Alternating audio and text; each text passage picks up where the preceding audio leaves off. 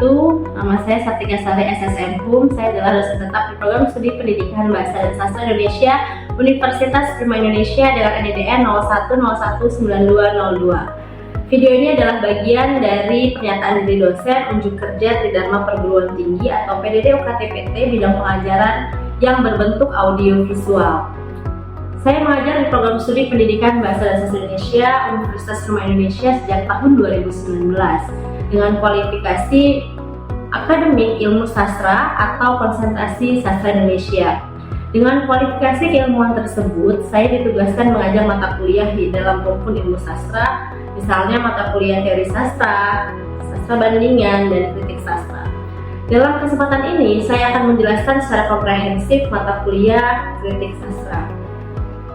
Mata kuliah kritik sastra adalah mata kuliah wajib di program studi pendidikan bahasa dan sastra Indonesia Universitas Prima Indonesia.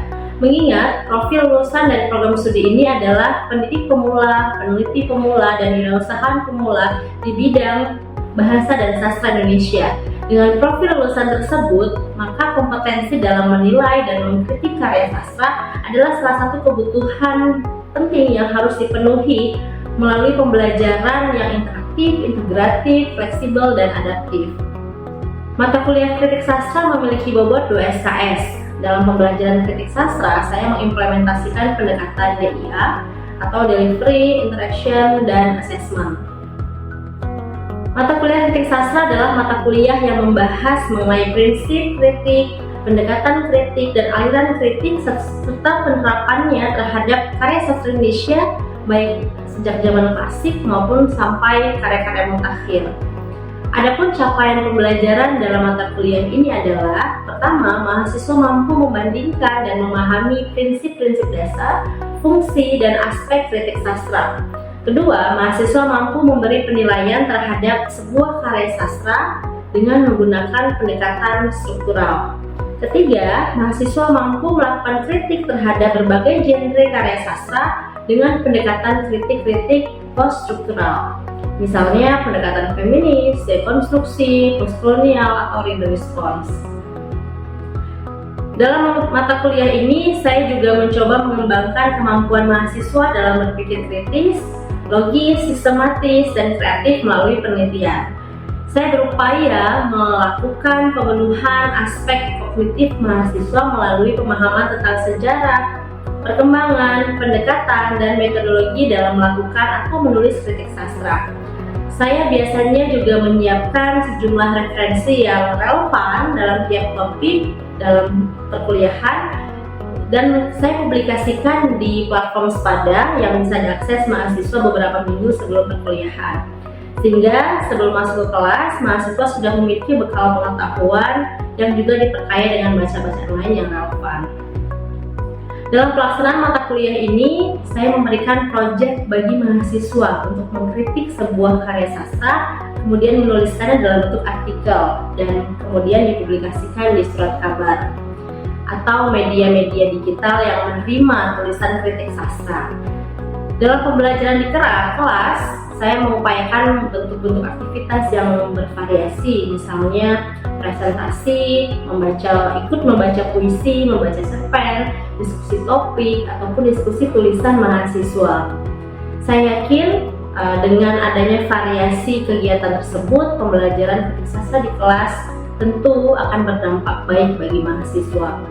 Selain itu, saya juga yakin produk berupa tulisan yang dihasilkan mahasiswa merupakan bagian penting dari pembelajaran karena dengan tulisan tersebut kita bisa melihat bagaimana tercapaian pengetahuan yang berhubungan dengan mata kuliah ataupun skill lain yang berhubungan dengan kemampuan akademik mahasiswa dalam perkuliahan. Setelah melakukan strategi ini dalam perkuliahan, saya merasa ada peningkatan antusias dan kemampuan literasi mahasiswa. Biasanya, dan ini bahkan sering, saya menemukan mahasiswa yang tidak membaca buku dalam bahkan 6 bulan terakhir.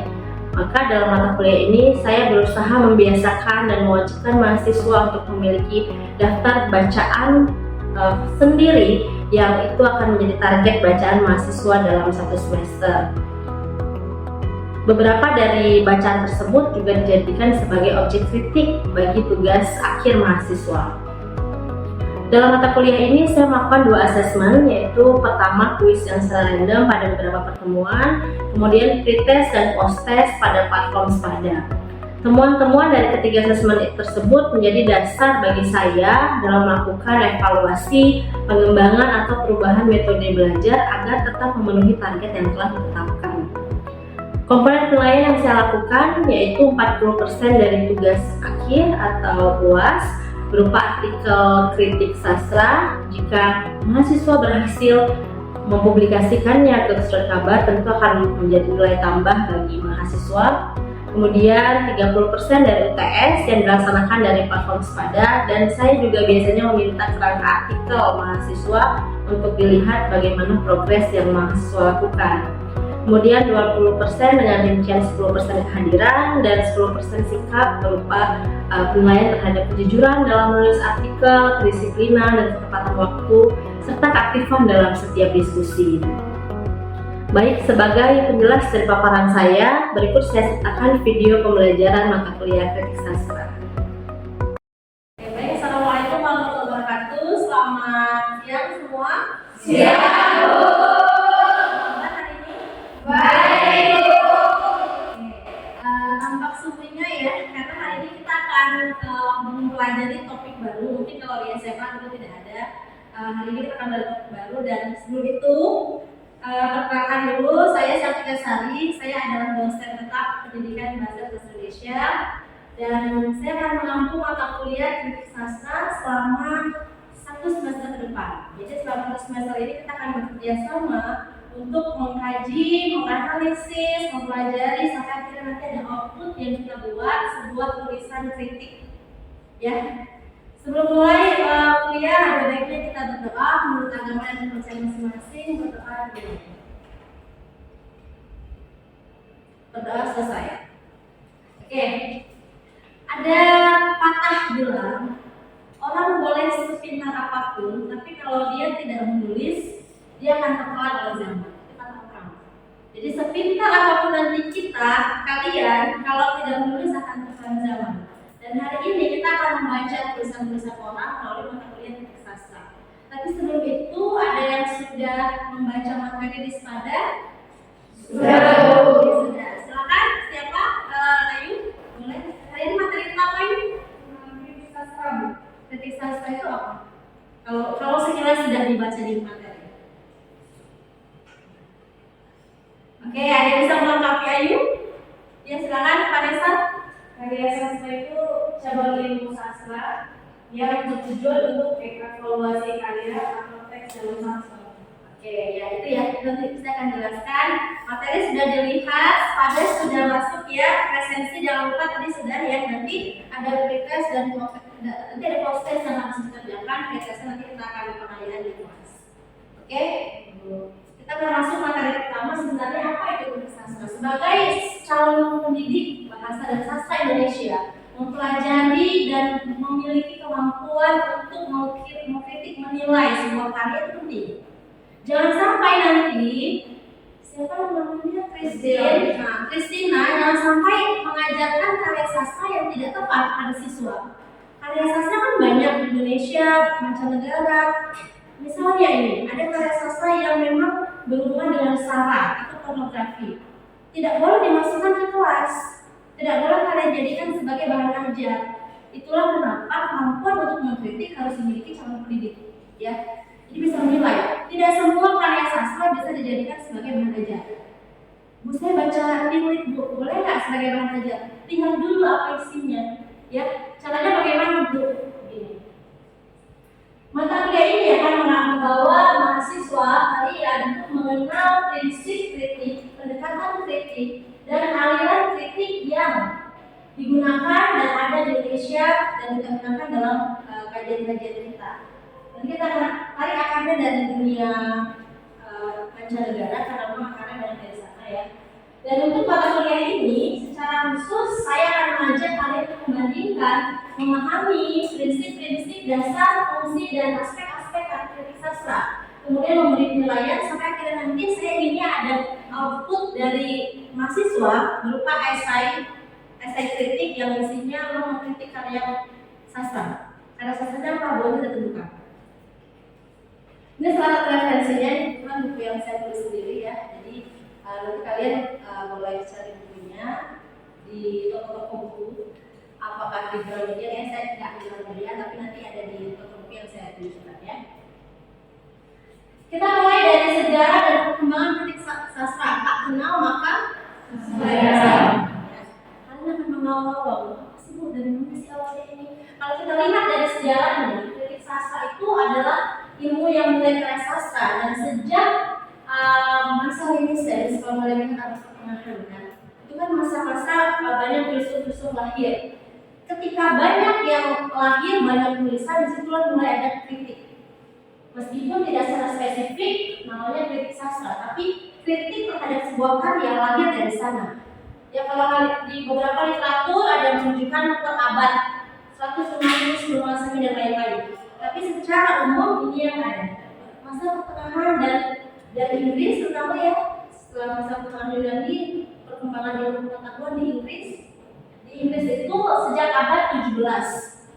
Jadi masa-masa ini banyak buku lahir seperti Essay on Criticism salah satunya. Itu sebagai buku induk dalam pengkritikan karya sastra. Bisa diakses nggak bukunya? Kalian boleh akses ke litgen.com. Nanti kalian boleh cek itu. Litgen.com itu banyak buku-buku dari seluruh dunia, seluruh bahasa yang ada bahasa Audi dan bahasa Indonesia. Kalian bisa cari dan buka buku. Saya mau baca buku bahasa Prancis, boleh silahkan cek di litgen.io. Kita masuk ke kritik sastra Indonesia yang dekat dengan kita ya, yang kita hadir. Dunia kritik sastra Indonesia muncul pada abad ke-20. Abad ke-20 itu berarti tahun ini kan, 19 akhir itu udah mulai abad ke-20. Abad ke-20 itu muncul dari kalau satu tokoh yang paling fenomenal ya dari bidang sastra itu ada namanya Habib Yasin. Habib Yasin dulu menulis buku yang juga fenomenal, Sastra Indonesia Modern dalam Kritik dan Insight. Bisa diakses nggak bukunya? Bukunya agak susah karena buku lama. Dan ini buku-buku yang mungkin dalam kritik sastra. Kemudian tidak hanya di Indonesia, tidak hanya pemikir Indonesia yang ada, tapi Akil yang dari Belanda dia juga banyak menulis tentang sastra Indonesia. Karena dulu kita kan menjadi Belanda ya. Jadi secara keilmuan Belanda tahu perkembangan yang ada di Indonesia, maka tidak bisa kita pungkiri banyak ahli-ahli yang dari Belanda. Yang ahli sastra kritik sastra salah satunya Akil dari Belanda. Yang ahli sastra Batak siapa? Bukan hanya dari Indonesia, tapi Lee Kozok dari Hawaii ya, Hawaii University kalau tidak salah. Jadi ahlinya itu banyak dari luar karena mereka meneliti kita sendiri nggak sadar kalau kita teliti, ya kan? Ini dia Habib Yasin. Ada yang pernah melihat wajahnya? Enggak. Belum pernah. Habib Yasin itu punya darah Gorontalo. Dia penulis juga, tapi mayoritas buku-bukunya sebagai buku kritik. Dan karena ketelatenannya mengkritik karya sastra Indonesia, dia sampai disebut sebagai Paus Sastra Indonesia. Kalau di Kristiani Paus itu artinya apa? Paus. Katolik ya. Ada Katolik, Paus itu apa artinya? Ada Katolik ya. Paus itu kan artinya orang yang memang sangat dimengerti, yang punya ilmuwan, yang tinggi ilmunya pada bidang itu kan. Nah ini Habib Yasin. Kalau kalian ke Jakarta ada, bisa studi sastra Habib Yasin. Itu bisa dikunjungi sampai sekarang, dan bukunya masih ada. Dulu memang ada rumor akan diambil untuk Pulau Jakarta, tapi masih bisa diakses dan sekarang buku-bukunya masih bisa dibaca. Itu kan zaman lalu. Jadi dia tokoh kritik sastra Indonesia yang ada saat ini. Budi Dharma kan sudah meninggal. Ini sudah wafat. Kemudian ini Sapardi kenal? Apa puisi yang paling terkenal dan bulan Juni. Aku ingin mencintaimu dengan sederhana seperti kayu mencintai api, gitu kan? Nah, itu dia juga banyak menulis kritik, ya. Dia adalah guru besar, ini guru besar juga artinya dia secara akademik punya kompetensi. Jadi kan kalau di sastra kan lihat orang-orang yang rambutnya gibal-gibal, yang kita budaya. Ada orang yang seperti kita di dunia kampus. Jadi ada akademisi, ada praktisi, dan mereka berdua ini memang merampung keduanya lah. Bahkan empatnya ini.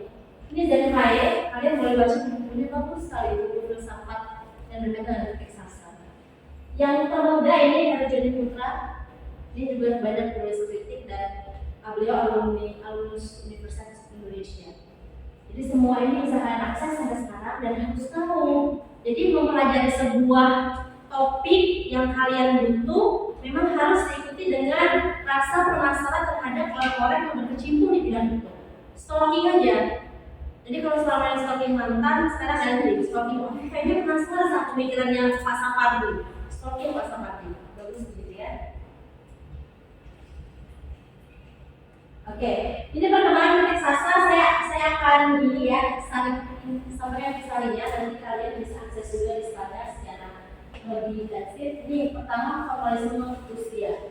Formalisme Rusia itu kalau secara metodologi mengajarkan metode pendekatan karya sastra untuk membuat teori sastra lebih ilmiah. Karena dari Rusia ya mereka tuh kalau Rusia itu terkenal dengan kelahiran teori-teori ilmiah yang secara sistematika belum begitu. Itu mereka terkenal dengan itu. Kemudian masuk ke teori sastra Marxis. Dari Marxis kalian pernah dengar Marxis? Mungkin agak asing ya. Kalau Rusia kan tahu negara. Marxisnya apa? Ini berkaitan dengan ideologi sebuah kalangan. Marxisme dulu ada ideologi. Marxisme itu yang memang secara sosial itu ada gerakannya, tapi dalam sastra dia juga berpengaruh. Kenapa? Karena kalau teori-teori Marxis menekankan semua sistem penilaian atau ideologi adalah hasil dari keberadaan sosial. Kalian ini tuh tahu kisah-kisah sejarah PKI dan lain-lain itu berkaitan dengan Marxisme China dan itu berpengaruh pada pola pikirnya. Misalnya gini, kita di Medan kan biasa dengan multikultur ya kan? Ada Batak, Jawa, Sunda, Cina, gitu kan? Itu akan mempengaruhi pola pikir kita. Jadi ketika kita membaca sebuah karya, kita lebih bijaksana gitu. Kita tidak primordial. Nah, setiap aliran ini lahir dari dasar itu. Kemudian ada teori struktural. Ada yang tahu unsur intrinsik? Ada unsur intrinsik, terus ada unsur apa? Ekstrinsik. Nah, itu aku di sini. Kalau di sini mereka menekankan pada teori sosial, keberadaan ideologi, karya itu adalah sebuah benda atau apa ya, pemikiran yang lahir dari kondisi sosial. Kalau di sini apa sistematis?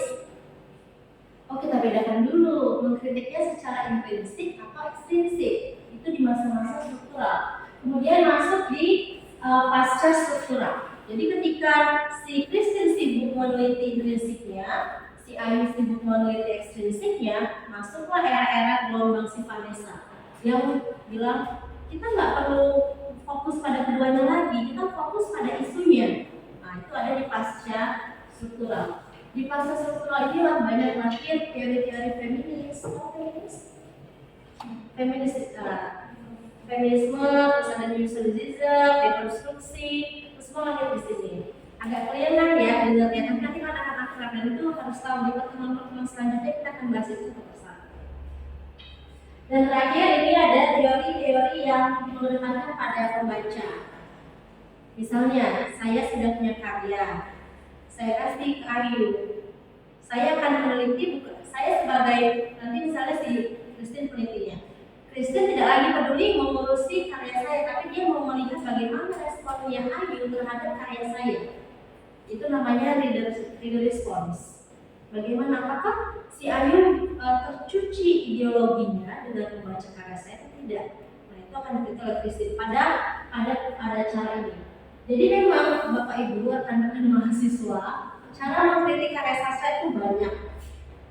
Tergantung karyanya. Jangan ini analoginya, jangan memotong kue dengan kapak. Tahu kapak kan? Jangan potong kue pakai gergaji. Nah, nggak bisa. Makanya kita mengkritik pun kita harus punya alat yang tepat. Kalau karyanya bicara soal feminis, soal perempuan, jangan baca dengan kacamata laki-laki. Karena membaca karya dengan kacamata laki-laki akan mempengaruhi cara kita mengkritik. Ya kan? Ini aspek yang dibahas dari semua aliran tadi sebetulnya yang dibahas dalam masa ini semua. Latar tempat, waktu, sosial, interpretasi, penilaian. Kritik sastra harus mencantumkan penilaian kita sebagai pengkritik. Maka dulu sebelum pada zaman-zaman awal, kritik sastra itu disebut sebagai penghakiman. Kristen ini mulai menulis, terus saya mengkritik nih misalnya, saya berhak menghakimi. Kalau Kristen jelek, kamu nggak layak terbit. Dulu begitu.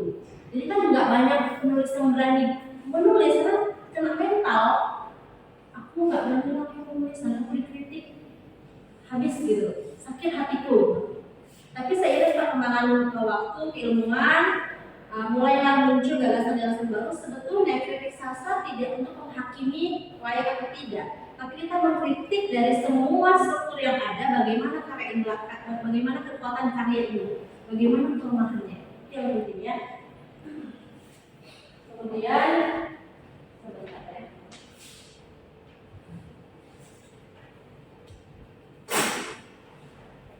Nah, ada orientasi juga. Orientasi ini beragam cara mendekatnya juga. Apakah mau mimetik, mau pragmatik, ekspresif, objektif. Ini diletakkan ke kita sebagai peneliti. Kita mau mendekati karya itu secara mimetik tidak. Kalau mimetik, nanti Ayu misalnya untuk sebagai pengkritik.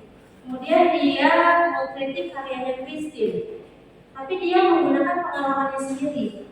Christine nulis soal COVID misalnya, tapi aku nggak punya pengalaman COVID, maka dia akan bilang kayaknya karya ini nggak masuk akal, bisa gitu. Tapi Vanessa yang pernah punya pengalaman dengan COVID akan sangat relate, dia memuji-muji karya Christine. Nah itu pengalaman itu pendekatan mimetik, orientasi mimetik. Tapi sebagai pengkritik, subjektivitas itu perlu, tapi objektivitas juga harus ada. Secara struktur, kekaryaan, tata bahasa, kekayaan bahasa, bagaimana karya itu. Jangan menggunakan perasaannya, ya kan? Nah, ini manfaatnya banyak ya. Tadi salah sebagai seorang guru, jangan menggunakan karya sastra yang tidak tepat, tidak relevan untuk siswa-siswa kalian nanti. Jangan bilang bu, yang ada cuma ini bu, jadi saya pakai, nggak boleh. Kita harus tahu dulu ini karya bagaimana, secara isi, secara teks penulisan bagus tidak untuk digunakan sebagai bahan ajar. Nah untuk bisa menilai itu kalian harus punya semua kemampuan dalam mengkritik. Jangan asbun, ya kan? Tidak boleh saya buktikan. Jangan pakai perasaan saja. Nah ini contoh nanti akan kita jadikan produk mata kuliah ini. Esai kritik, ini salah satu esai saya yang terbit di Kompas. Tahu Kompas? Tahu nggak Kompas? Orang apa Kompas? Ayo, Kompas adalah satu koran di Indonesia, Jakarta, yang itu memang koran nasional dan terbit ke koran Kompas tuh luar biasa sayangnya. Maka saya agak pamer kalian ya kan, sombonglah pada tempatnya. Ya, nanti mudah-mudahan kalian bisa lebih baik dari saya. Pasti akan bisa lebih dari saya. Dan salah satu luaran mata kuliah ini adalah esai yang seperti ini. Jadi selama kuliah kita bisa diskusi untuk materi itu tanya jawab dan lain-lain, sambil kalau ada tulisan kita bisa bahas. Jadi ada progres terus dari pencapaian luaran mata kuliah ini.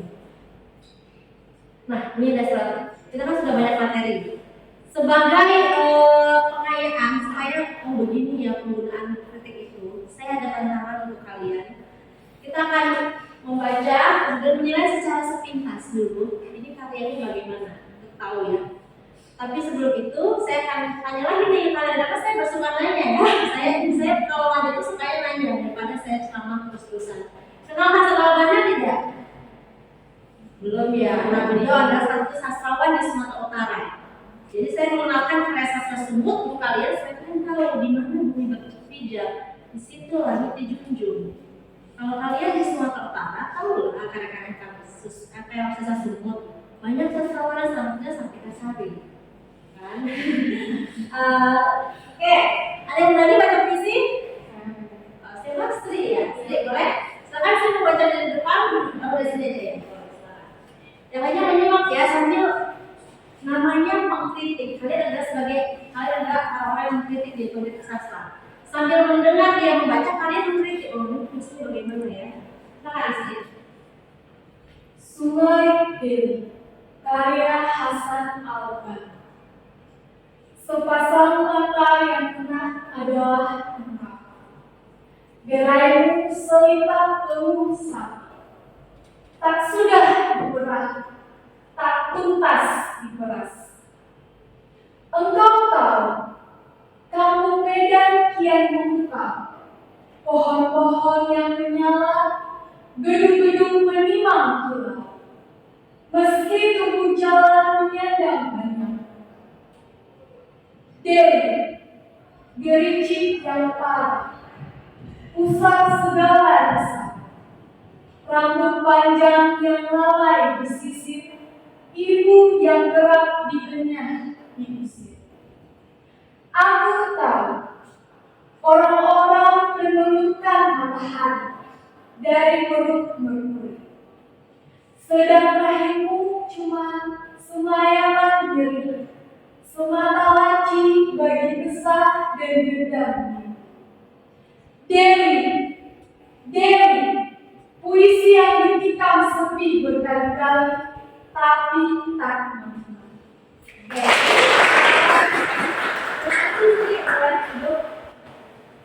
Nanti ada bakat baca puisi ya di kelas ini.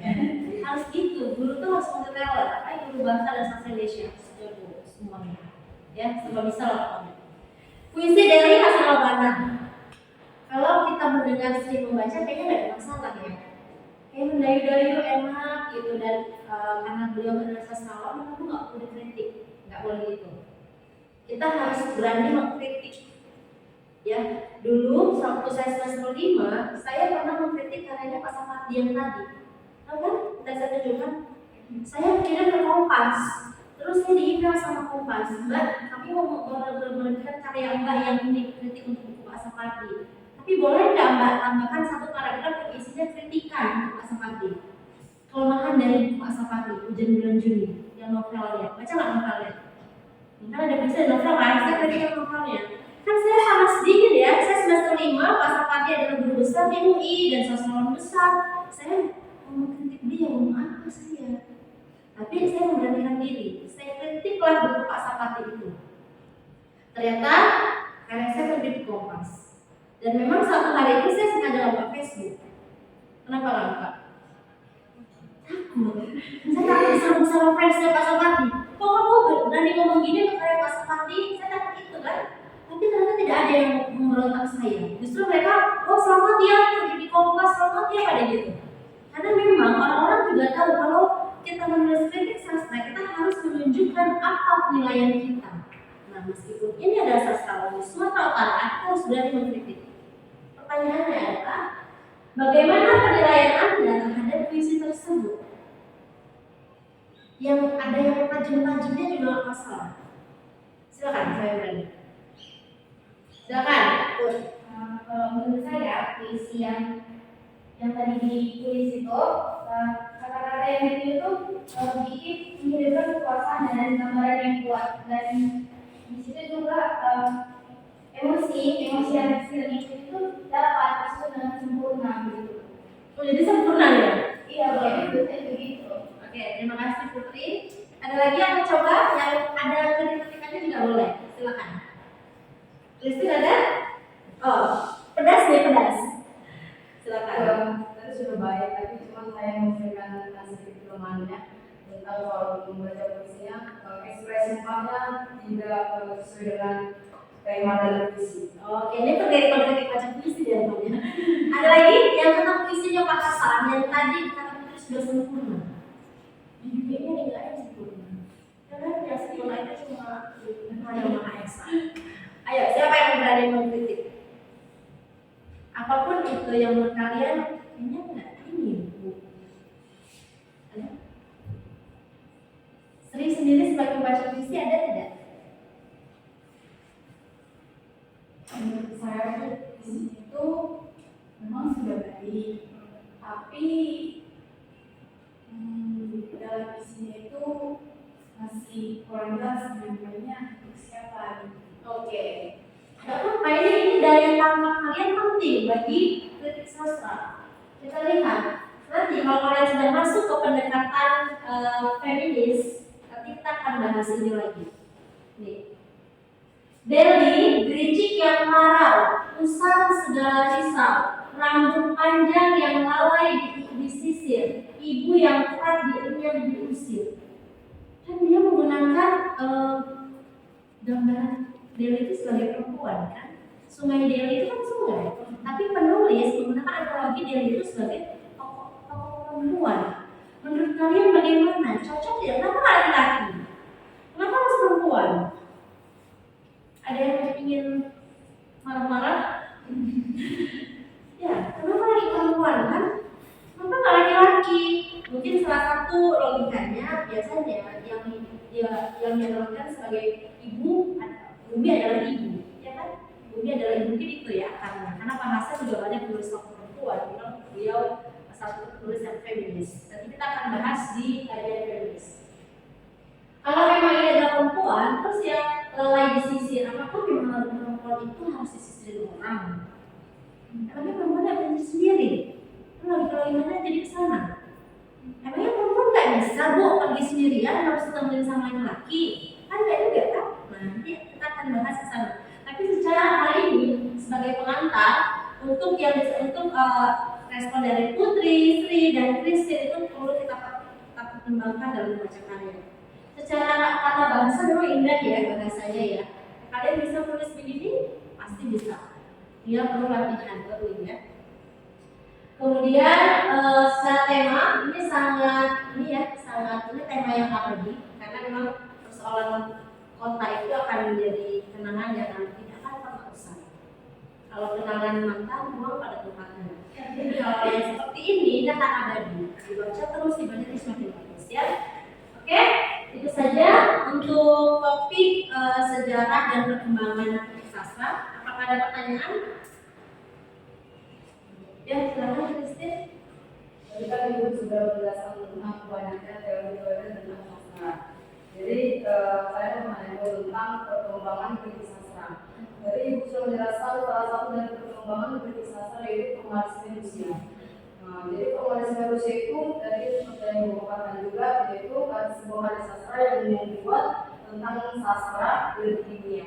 Jadi yang saya tanya itu teori sastra dari dunia itu apa? Oke, bagus sekali pertanyaan Kristin. Kayaknya dia udah futuristik. Apa artinya? Ini kan Kristin harus baca banyak yang sebenarnya tidak hanya dari materi kita ya. Jadi Kristin, kalau dibilang sastra itu adalah sebuah ilmiah, ini menantang kita juga. Selama ini kita kan merasa ilmiah itu matematika, biologi, itu ilmiah kan? Karena mereka punya metodologi yang tepat penggunanya. Nah, formalisme Rusia menekankan itu. Jadi bagaimana Bu? Misalnya dari struktur sebuah cerpen. Kalau cerpen kan cerita pendek ya.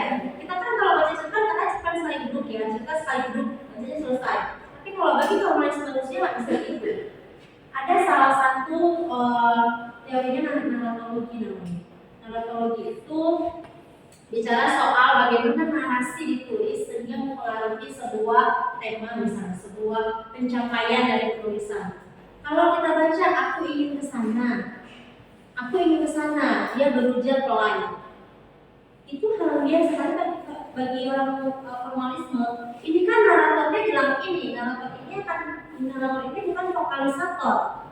Dia dibeda-bedakan. Jadi kayak ilmu biologi ini sel, ini kulit, ini tulang, beda-bedakan begitu. Jadi ketika meneliti karya sastra kita nggak bisa bilang, oh temanya ini Deli begini, nggak bisa sekadar bilang oh temanya ini bagus, nggak bisa gitu. Kan pakai perasaan kan. Tapi kalau di formalisme Rusia kita harus menunjukkan kenapa ini dibilang bagus. Secara struktur, apakah vokalisatornya mendukung dari pencapaian tema? Apakah naratornya mendukung dari pencapaian tema? Nah, kalau di formalisme Rusia begitu. Nanti kita akan masuk di pertemuan 6 kayaknya formalisme Rusia ya. Nanti kita akan berdasarkan siapa tokoh-tokohnya dan apa pemikirannya.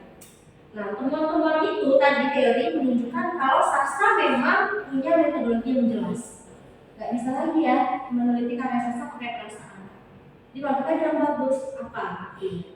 Oh ini secara struktur bagus Bu, ini penggunaan ejaannya bagus, kiasannya begini bagus, naratornya begini. Nah kita akan bahas sampai ke sana. Harus ada buktinya ya. Oke, terima kasih semua. untuk antusias hari ini.